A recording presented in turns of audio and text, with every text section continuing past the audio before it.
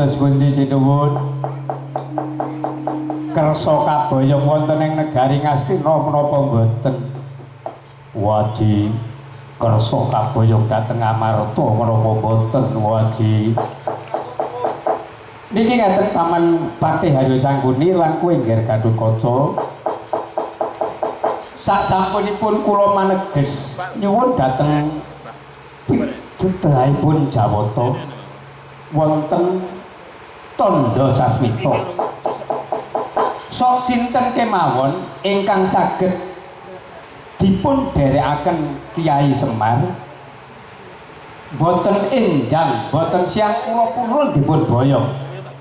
Mbok bilih Paman Haryo Sangkuni saged dipun dherekaken Kakang Semar enjang kula saged dipun boyong dhateng negari Ngastina. Siang kula inggih saged dipun boyong dhateng Ngastina. Lan kowe Ngger Gatotkaca enggal bali marang Praja Ngamarta matur keng waya ngen. Pun wae Ndrawati gelem diboyong sapa wae lamun didherekake Kyai Semar. Mekaten wae. Iya ya kaya mangkono, mekaten nggih. Menawi daya-daya kula nyuwun pamit badhe wangsul dhateng nagari Ngastina. Inggih Paman, ingkang atus-atur Paman.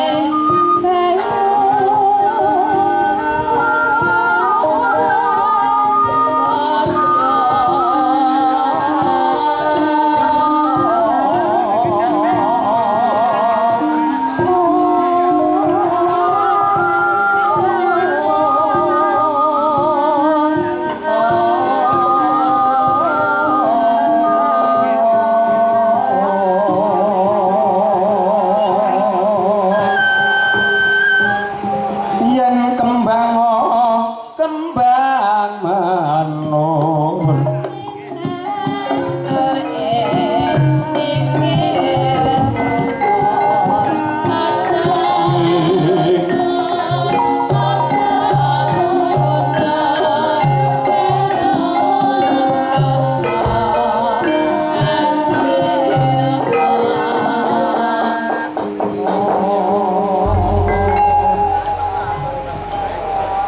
Wus ngancik jroning Madya Ratri dereng wonten ingkang cinarita. Muhung Sang Hyang Bathara Candra ingkang mijil saking Pratala arsa merdawani jagat sak isine. Dupi wis dumugi wahyaning Wanci Ratri. Ya manjir jroning angkasa.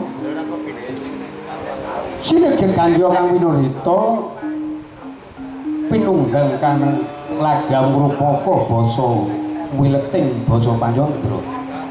Ing mangke dhateng kaya ingkang wonten satengahing wana tetenguk kelurah Nala Garing Petruk lan Bagong handheraken Raden Janaka. Kawis tinggal kelurah Petruk sami hangracik rujak jeruk sinatan bawa sinom rujak jeruk suarane Kinarta Sabda.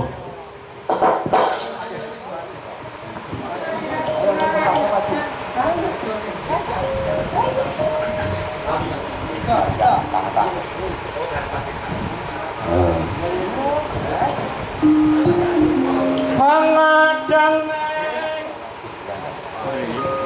tengah lawang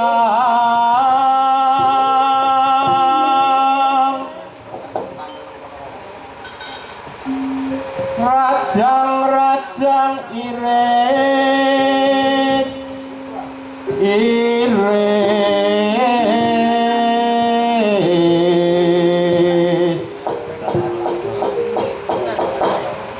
kawula reracik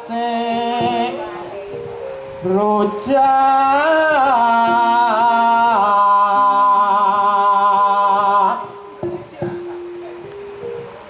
tan kendatan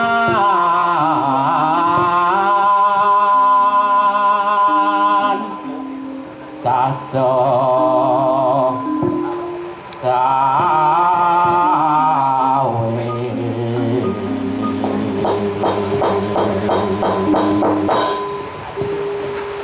mugi ya jampi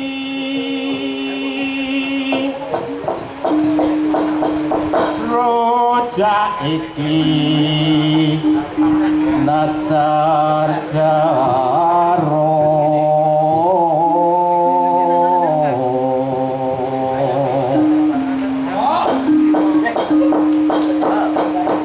neng layah lambang-lambang kula Jawa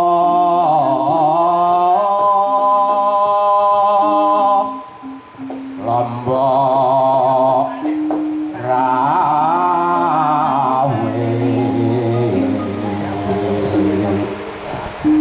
ora suwe bapak neko wis teko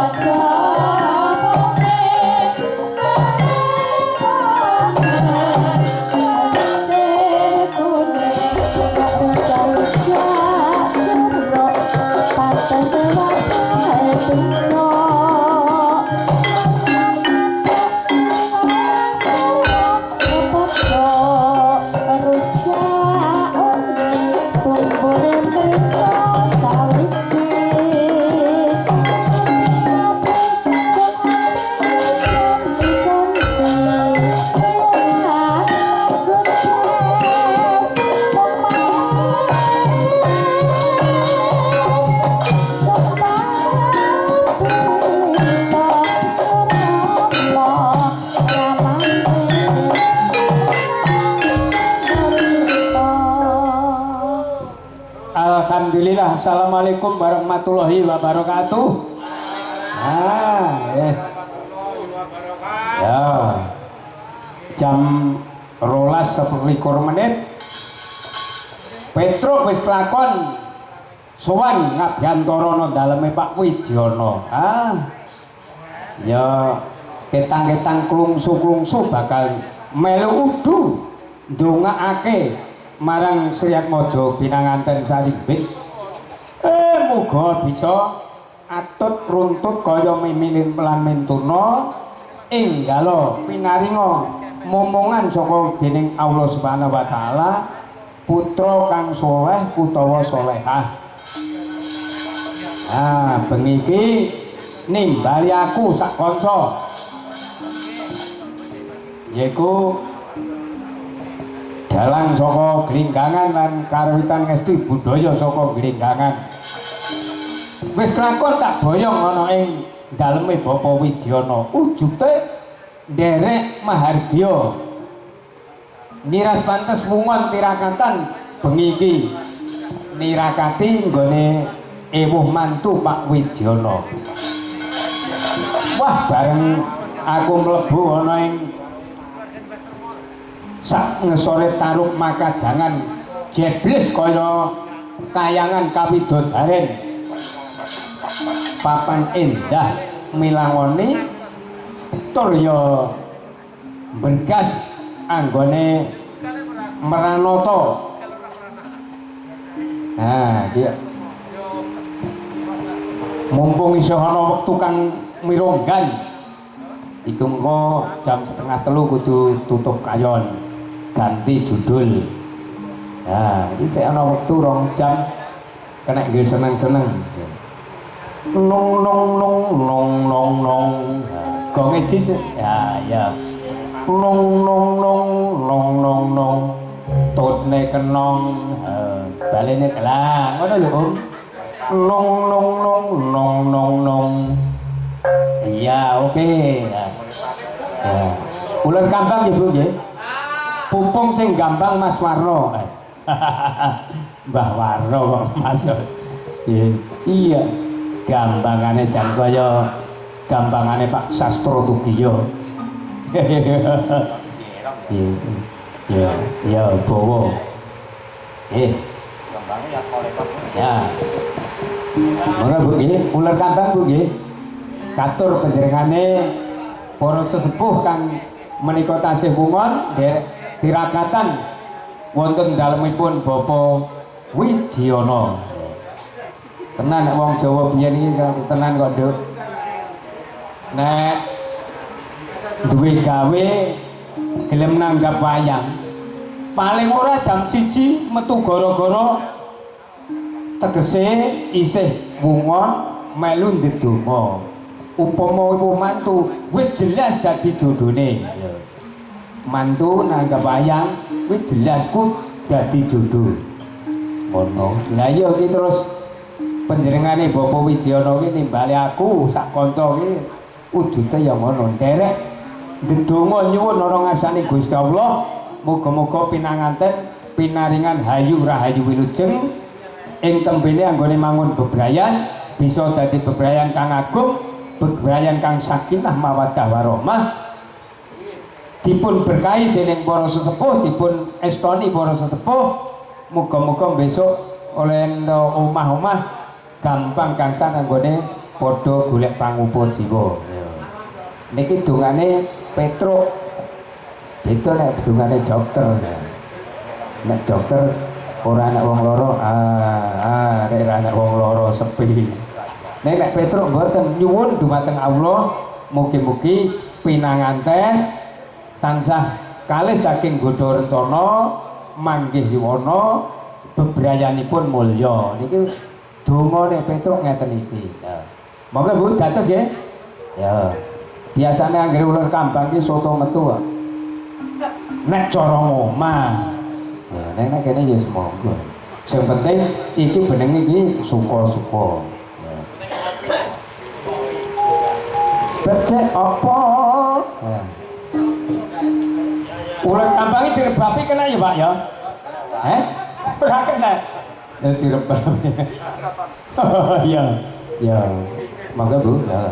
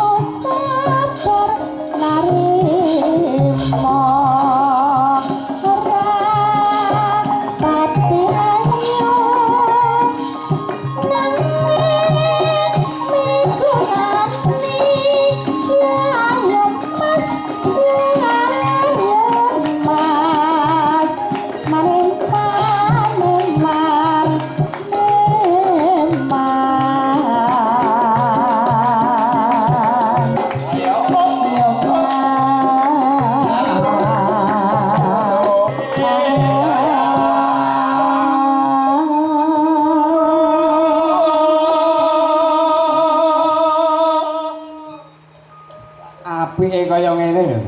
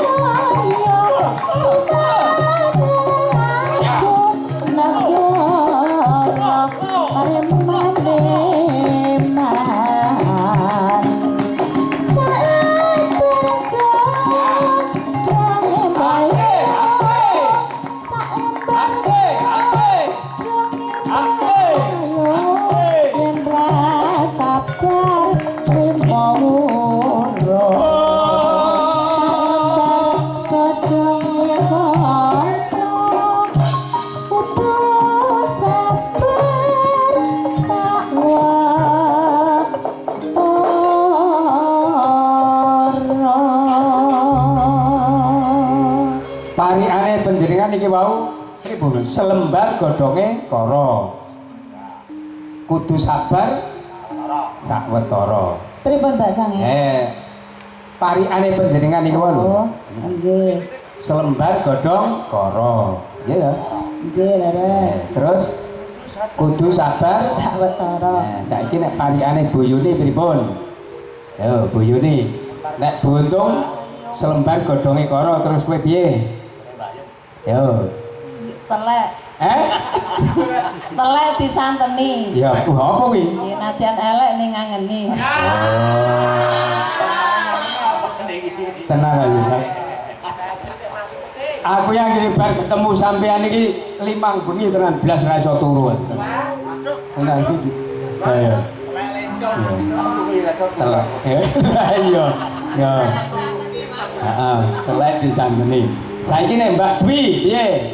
Nek Mbak Yuni telek disanteni, elek ngangeni. Nek Mbak Dwi piye? Piye kowe? Sinau. Iki ilmu nyata ki ana pengalaman ya, Juk. Dadi nang panggung iki ilmu nyata, guru sing bukti nyata ya. Oh, ngono Ibu Untung ngoten, Mbak Yuni ngoten. Terus aku ya kudu iso piye kowe? Ya.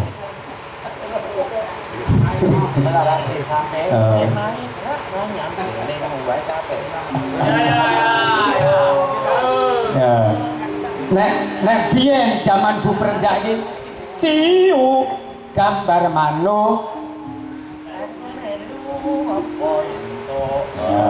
Ciu gambar manuk aku melu apa entuk. Ciu radi gambar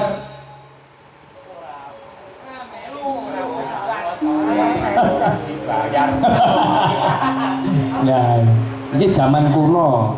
Ning kabeh iku mengku pinggulan. Ya iya. Terus gondonge karo lajine ra mongso ngono. Kuwi jenenge parian. Kula nggih gadah. Ya piye. Ya. Piye. Apa iki? Ngelak diombeni, yen penak dibaleni. Oh. Berarti wis iki.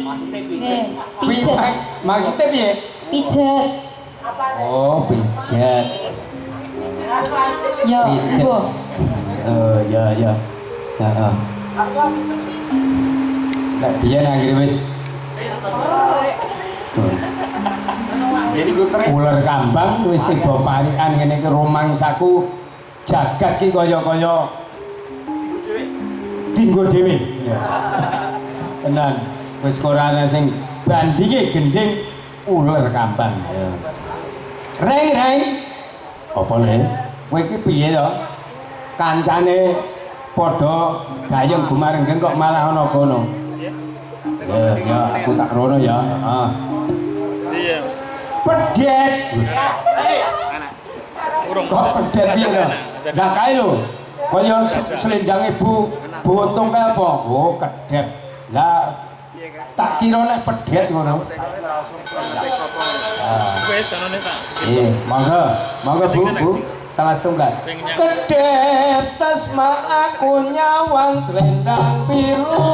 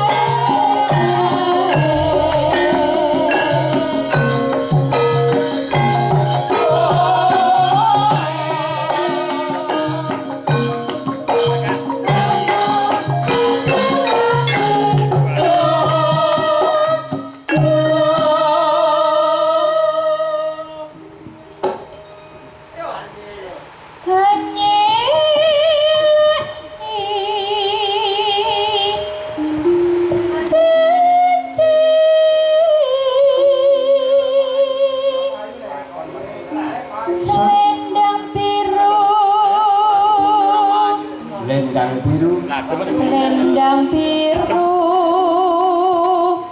among ngenai hati Nano Nora tekan batin setiambu. Ayo kabeh selendang